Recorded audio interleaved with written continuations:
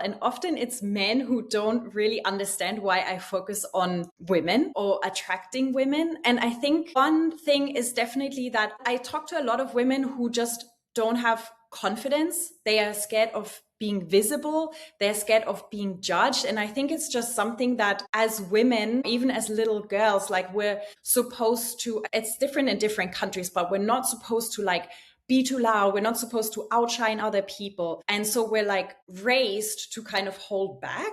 And so I think women often need that push and need also the support and the community to feel like I can do this. And it's been really amazing to see how, like in my student community, I've been able to create that. And there's so much support and so many women cheering each other on. I'm Julie Bulitt. I've been a family therapist for over 30 years. I'm David Bulitt. I've been a divorce and family lawyer for more than 35 years. Together, we have been married for more than 37 years. In our professional practices, the two of us have been witnesses to individuals and families struggling with life's most difficult challenges. In this podcast, we will talk about the conversations we have had, The conversations we should have had, and those that every relationship needs to have in order to find success, happiness, and fulfillment. This is Conversations for Couples, The podcast.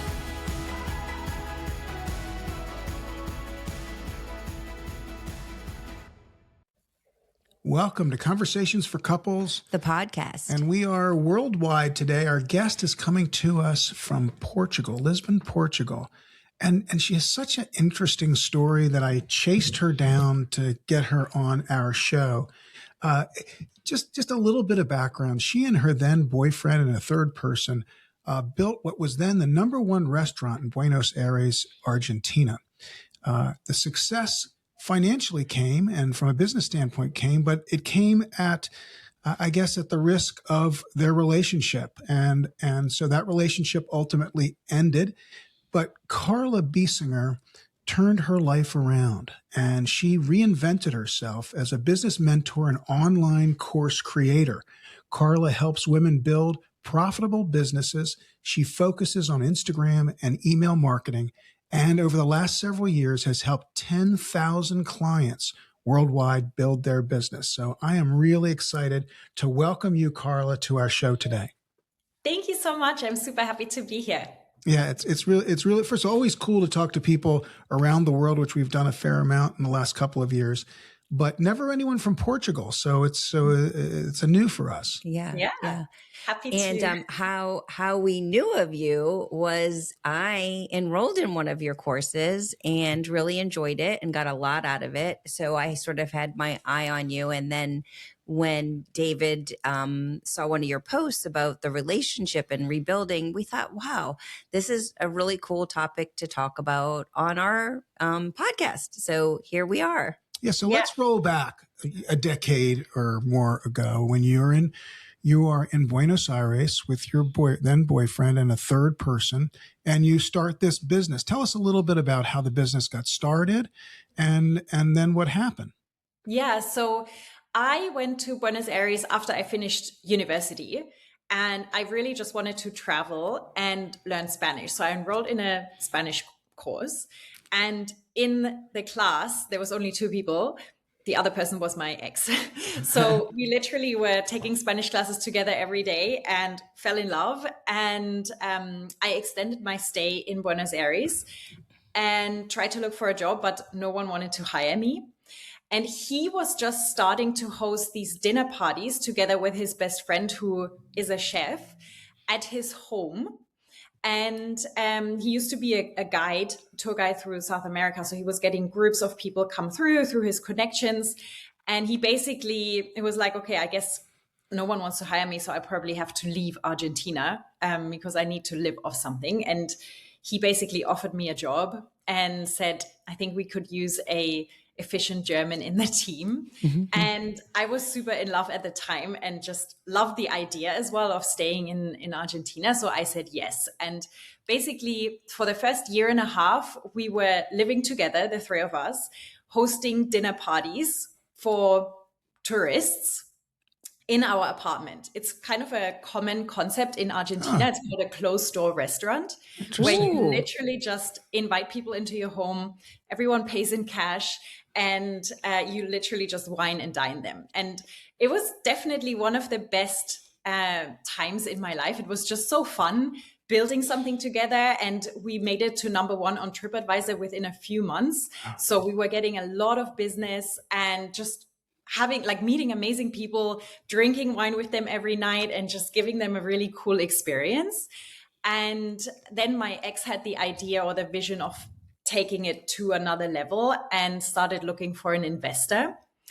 And we found someone who at the time was Argentina's #1 poker player. Huh. So he didn't have any idea about business. Neither did we really, because we were just kind of, inviting people for dinner parties, but we didn't know how to run a team or how to run a business. And so he basically gave us $150,000 for, I think it was 40% of the company.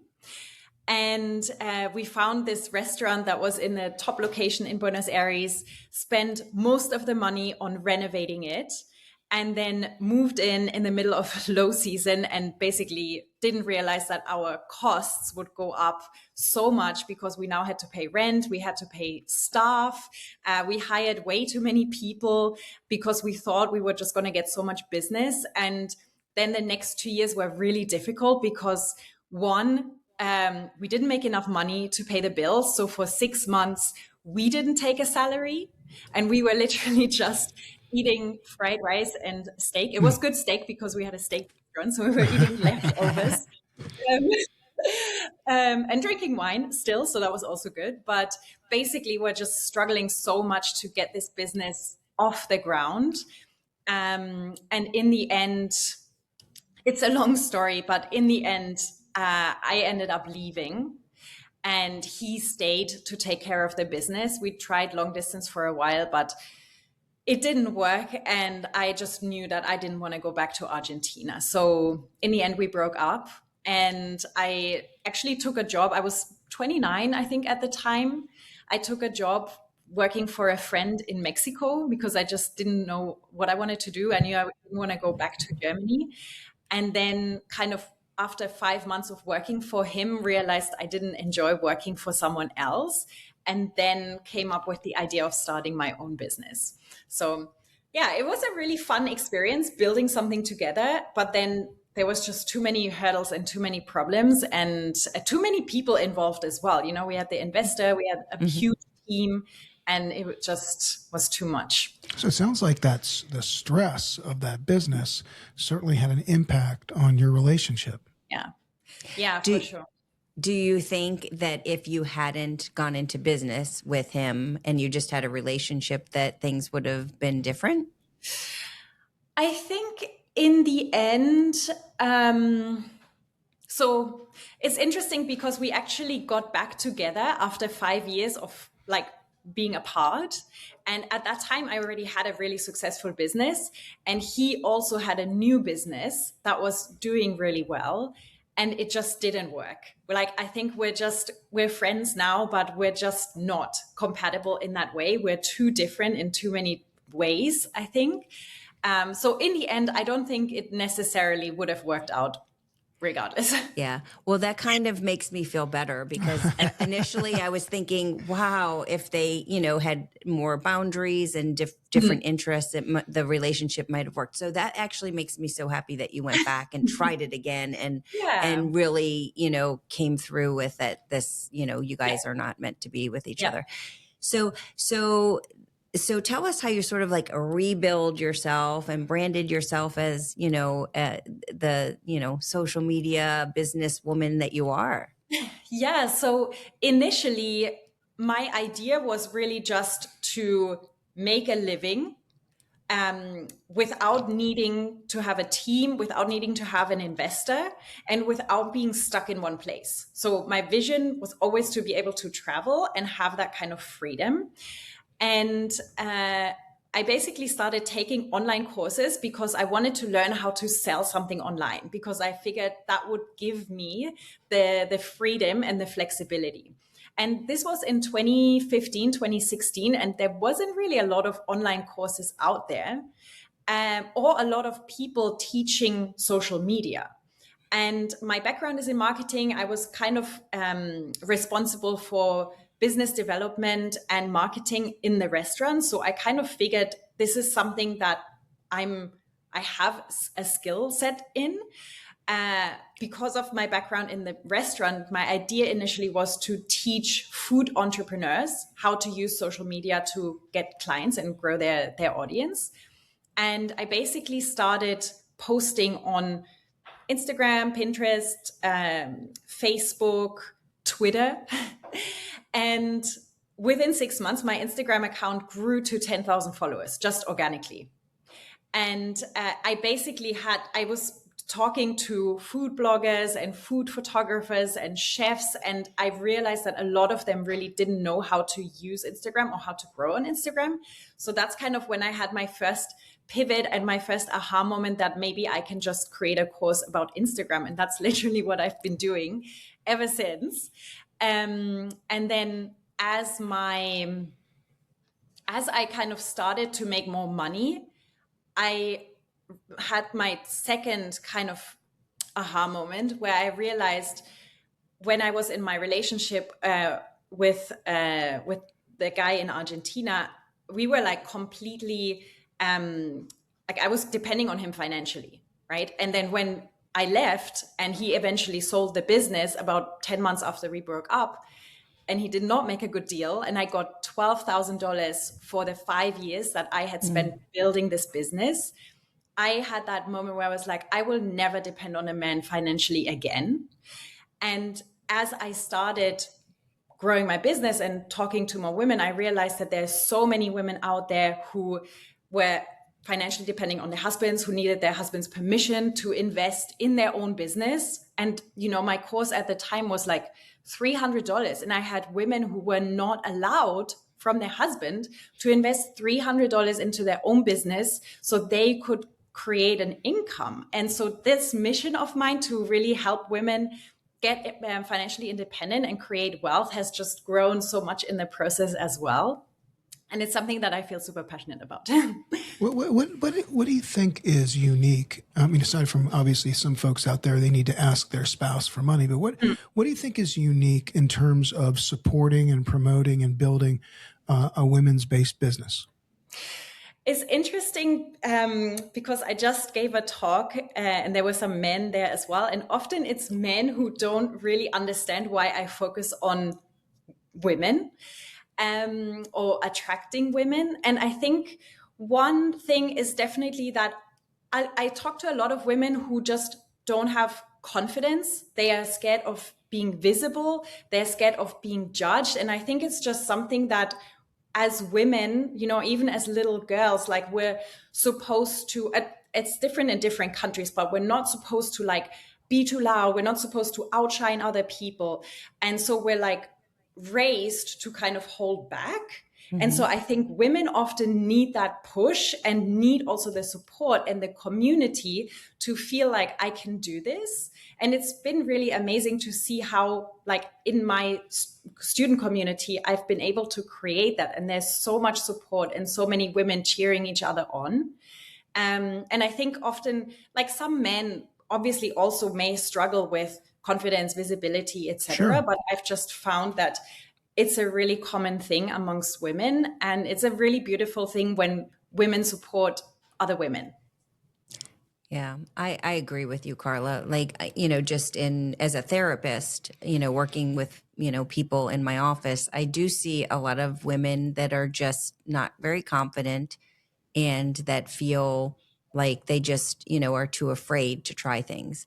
Yeah. So I love that you're, you know, working with women to do that. And I also, you know, with my own daughters, I have we have 4 daughters.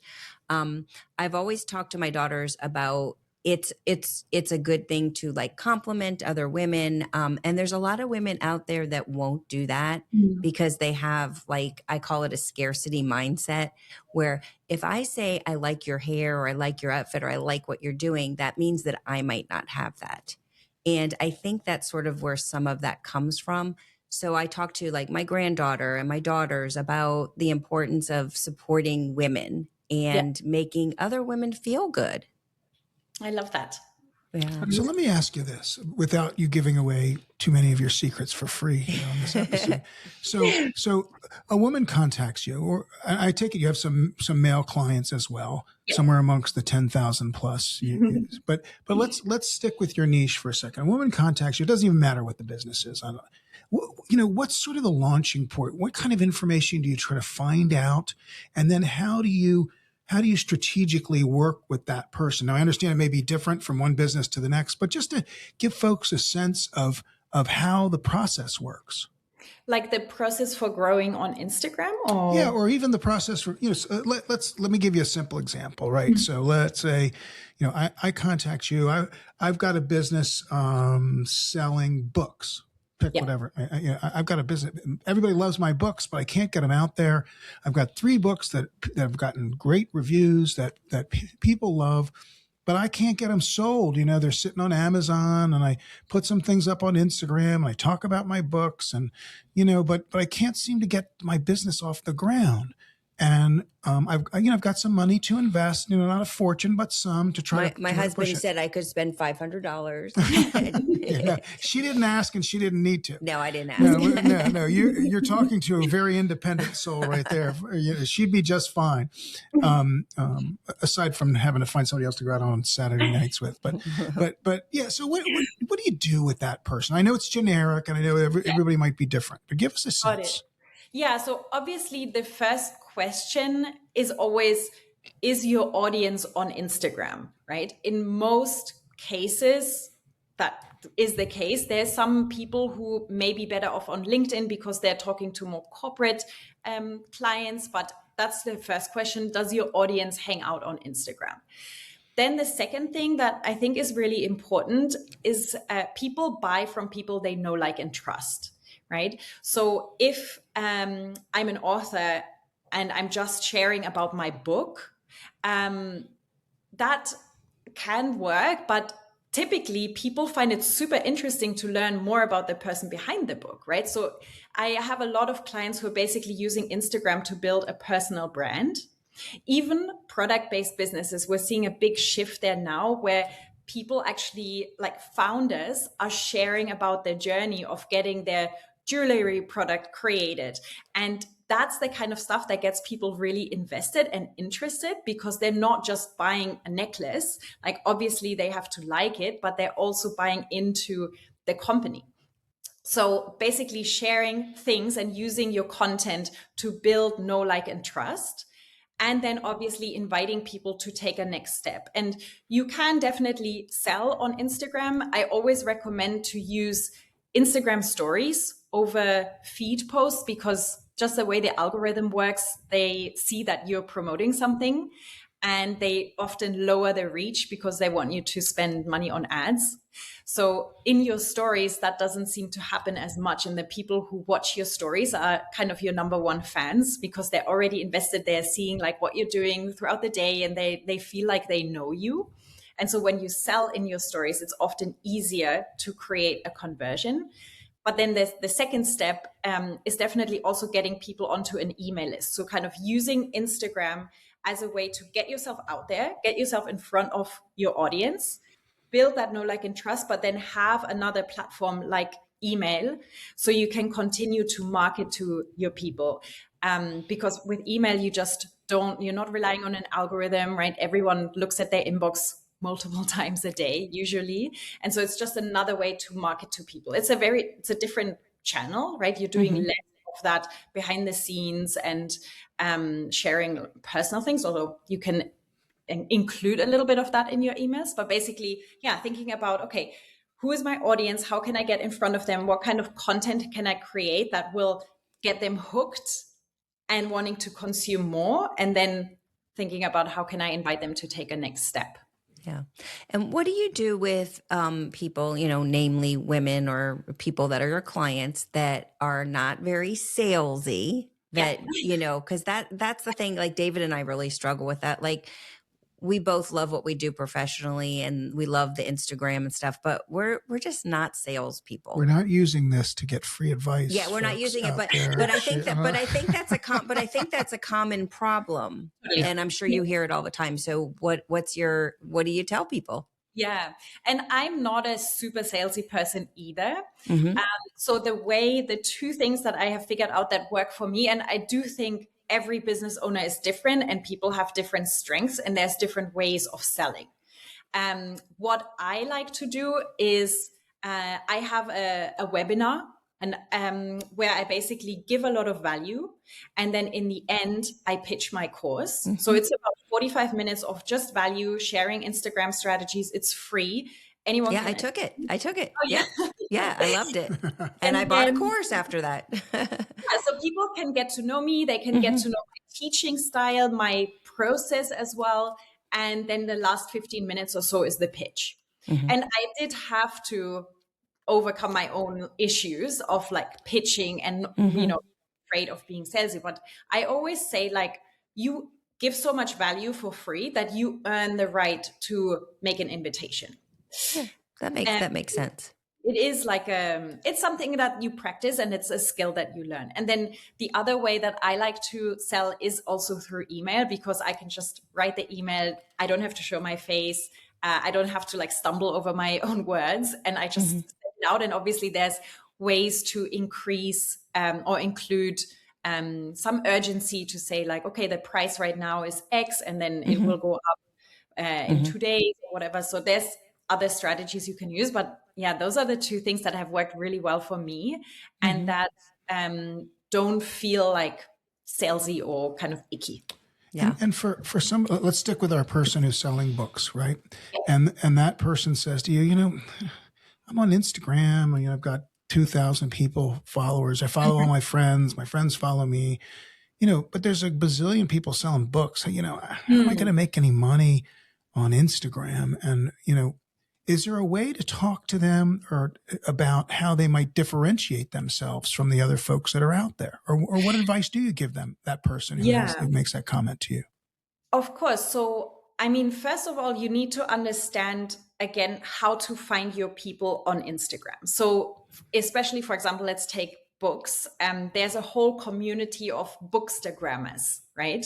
So you can go through certain hashtags. You can go and look for other authors in your kind of genre and find people that way and connect with them. And then there's, I think, two ways in how you can build relationships on Instagram. One is by creating content that speaks to that ideal follower, but then also to kind of take the initiative and start connecting with people who look like they're your ideal followers or your ideal clients, right? So replying to people's stories, starting DM conversations, not with the goal of I have to sell something immediately, but really like same with networking. And I think sometimes people forget that people go on social media to be social, and just because there's a screen doesn't mean that there's a human on the other side, right? So if you went to a networking event, and people do that, it's crazy to me, but when you go to a networking event, you meet someone, you're not immediately going to say like, hi, my name is so and so, do you want to become my client? Right? So you start a conversation, you like see if there's anything you can connect over, and then eventually that can lead to a sale. So it's the same on Instagram. And I think people forget or maybe expect that by just creating content you're immediately creating customers, and they forget that maybe it's on you to start the conversation, to start building the relationship, and to then kind of take it from there. Yeah. So there was something that you said that was sort of very interesting to me. And I think so you have a product and you think people will come, right? So like we've written books, and that concept of we have these books. Well, the hard part is getting people to write books. I mean, to buy the books. But I'm also thinking that it works a lot like that in relationships too. Like, okay, I'm in a relationship. Okay, good. Now I can just wear pajamas all day and I don't have to do the work. So sort of this concept of like, you never really have, it's not really done. It's always going to be a little bit more work and a little bit more work. And that's what I hear you saying with, being successful in Instagram. It's you have to really think about like, you didn't just create a beautiful necklace and now people are going to buy it. It's like you have Yeah. to go through the process of networking, getting people interested. Yeah. And then obviously you do have to make offers, like if you want to sell, right? So I worked with a cookbook author once, and we just kind of came up with different opportunities. So for example, I don't know, for you guys, it's Valentine's Day coming up. So you can, something that worked really well for her was she was doing bundles. So she had like special sales prices, because typically, like in your case, for example, everyone knows people who are in relationships, right? And it doesn't mean that you need to have a bad relationship or in order to want to improve your relationship, right? So a gift to, like, I could think of 5 people that I could gift a relationship advice book to, for example. So thinking about different opportunities. So these could be events, right? There's Valentine's Day, there's Women's Day, there's all kinds of days, or just different promotions, to just give people an opportunity to buy. And then always combining it with that urgency, so that, because that's just human nature. People wait till the last minute. When I do a launch, I make most of my sales on the last day. And often I have people buying like in the last 30 minutes before the doors close. Right. What I'm hearing is a reference to what is our sort of our word of the year this year, and that's intentionality. And what I'm hearing, Julie made a good point, which there is a connection, or there's a metaphor to be had there with what you're teaching people to do in terms of business, and what people need to do, in our world, which is in their relationships. You don't just build it and expect them to come, like that movie, Field of Dreams, I think it was. Yeah. You really have to keep at it. And it sounds to me like that's not so easy for folks. And you've got and from your perspective, it sounds to me like you're really leaning in on that type of approach. You got to keep at it and be intentional about it, both in terms of developing the relationship, right, and in terms of selling. Yeah. And I mean, I totally was in the same place when I started. That's why I didn't really make any money in the first 2 years, because I never sold anything. There's also other ways, right? You can run ads and you can automate that process a little bit for you as well. Once you've kind of understood how the funnel works and how you can get people to buy, you can automate that, and you can also scale it that way. But definitely, I think that's unfortunately one of the biggest issues. If you don't sell, like, it's difficult to make sales. So I think figuring out what way of selling works for you, and then just focusing on that. And then once that works, not being afraid of, scaling it through ads and investing in that. Yeah. So Carla, are you in a relationship now? I am, yeah. All right. And is the person live near you in Lisbon or somewhere else? Yeah. We don't live together. He lives here. I like living by myself. It's something we've been together for 3 years, and we've done, holidays together, etc. But I don't know.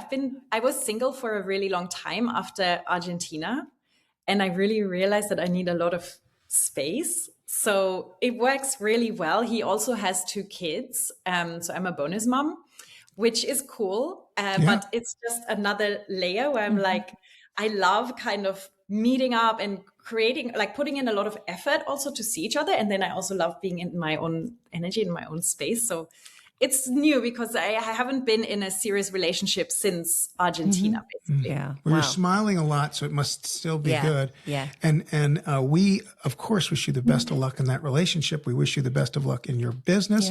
Yes. If folks want to reach out to you and get some more information about your classes, your webinar, that sort of thing, what's the best way for them to do that?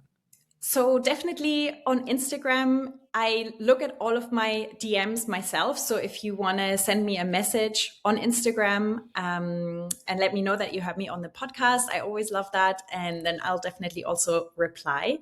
And I can also share the link. It's actually in my bio in Instagram for the free webinar, if anyone is interested. And folks, all the information, Carla's information, her bio, her Instagram link, and her website is found in the show notes to this episode. So Yes. did you want to say something? Well, I can just attest to Carla has great information. She's real. She's, approachable. She's available. So if you are in this area and you want some more information, I do highly recommend getting in touch with Carla. Carla, it's been awesome having you. And we know you're 5 hours ahead of where we are. So maybe it's time for you to get some rest, get some dinner. You've been terrific. Thanks for coming on. Thank you so much. Thanks you for are having welcome. And folks, this is Conversations for Couples, the podcast. Julie Bulitt is a professionally licensed clinical social worker and family therapist. David Bulitt is a divorce and family lawyer. Julie is not your therapist, and David is not your lawyer. This podcast is meant for educational and entertainment purposes only.